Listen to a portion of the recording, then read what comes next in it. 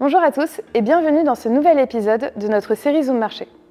Bien loin de l'adage « Sell in May and go away », le mois de mai a vu se prolonger la tendance haussière initiée par les marchés depuis la mi-avril, permettant ainsi aux différentes places boursières de retrouver les couleurs qu'elles avaient perdues suite aux annonces effectuées pendant le Liberation Day de Donald Trump. Loin d'être un long fleuve tranquille, le mois dernier a une nouvelle fois été rythmé par les différentes prises de parole de Donald Trump sur le sujet des tarifs douaniers, faisant la pluie et le beau temps sur les marchés.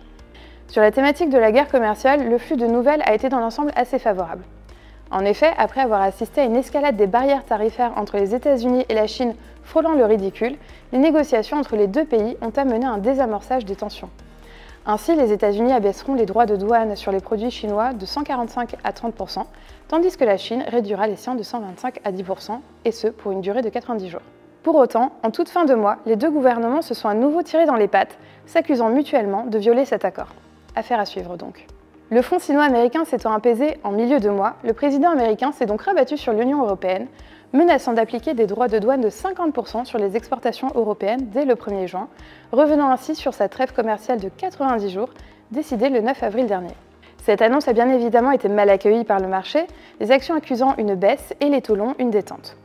Entre-temps, et après une discussion paraît-il tout à fait charmante avec Ursula von der Leyen, Trump a rétabli la date butoir du 9 juillet, précédemment annoncée, permettant ainsi un regain d'optimisme sur la fin du mois.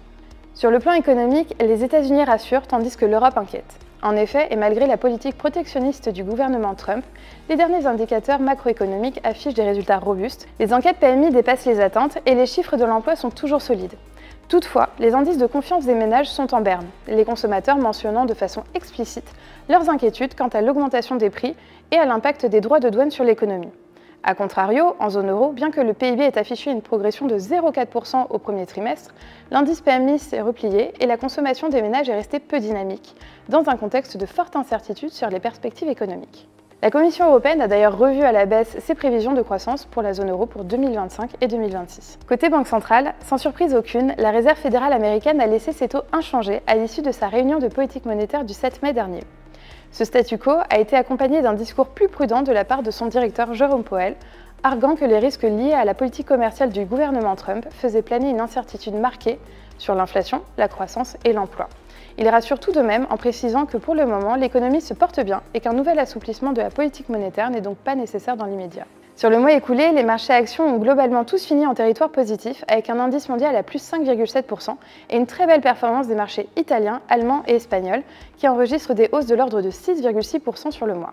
Le S&P 500 retrouve également des couleurs avec une performance aussi autour des 6%, tandis que le CAC 40 se démarque une nouvelle fois par sa sous-performance avec une hausse de seulement 2%, entraînant le marché européen dans son sillage avec un gain de 4%, malgré les belles performances des autres pays européens, du fait du poids important des valeurs françaises dans l'indice.